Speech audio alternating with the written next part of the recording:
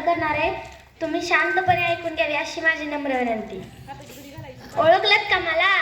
होय, मी सावित्री ज्योतिबा फुले बोलते. एरवी मी बोलले नसते, पण तुम्ही माझ्या विचाराचे घोटून घोटून क्रीम केले. तुम्ही तर चक्क मला देवी बनवून फोटोमध्ये फ्रेम केले. जमेल तेव्हा, जमेल तसं तुमच्या सोयीनुसार माझं कौतुकही करता, पण दुःख याचेच की तुम्ही मला गृहीत धरता. याचाच रावाज मी तुमच्या समोर खोलते. होय, मी सावित्री ज्योतिबा फुले बोलते. कुऱ्हाडीचा दांडा गोटास काढ, कुऱ्हाडीचा दांडा गोटास काढ बाबा. सगळ्या गोष्टी डोक्यावरून गेलेत. जे माझा वारसा सांगतात त्याच बाय माणसाला असं होईल. मला कुठे माहित, मला कुठे पोरचे दिसले होते, पण मी एका वेगळ्या जगासाठी शिव्या शाप दगडाबरोबर शेणी सोसले होते. तुमच्या शब्दात सांगायचे तर रात्रंदिवस घासले होते. आज मी कसले गाव झेलते. होय, मी सावित्री ज्योतिबा फुले बोलते. आम्ही तुमच्यासाठी शाळा काढली ही कोणती उपकाराची भाषा नाही. अच्छा बाजार समेसरेसारखा हा बँड बाजा अगर ताशा नाही. मी विसरून गेले होते की आम्ही कोणकोणत्या वेळी पचवले आहेत. हल्ली मात्र तुम्ही माझ्या आत्मसन्मानाला डिवचले आहे.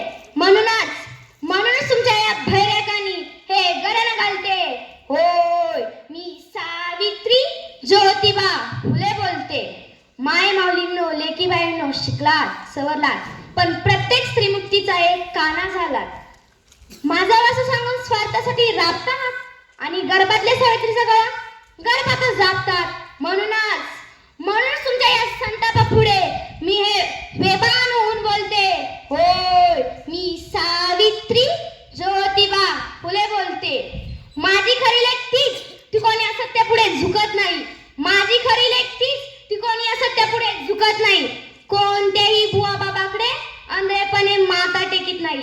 कोणत्याही बुवा बाबाकडे आंधळेपणे माता टेकीत नाही. आमच्याच माती, आमच्याच लोकांकडून तुझा भाव बघावा लागला. आमच्याच लोकांकडून तुझा भाव बघावा लागला. आपल्या सोयीचं नसलं की विचार कवडे काना डोळे.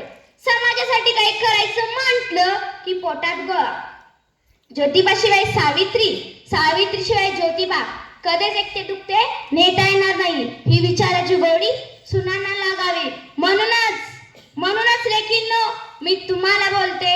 होय, मी सावित्री ज्योतिबा फुले बोलते. आज तुम्हाला काही सुद्धा सोसायचे नाही. शाळा काढणारे काढते, तुम्ही गाडीत बसायचे नाही. बसायचे नाही. तुम्ही फक्त पोरगांनीचा कारावासा केला पाहिजे. एखाद दुसरा यशवंत शोधून त्याला आधार द्यायला पाहिजे. म्हणूनच तुमच्या डोळ्यात मी झणझणीत अंजन घालते. हो,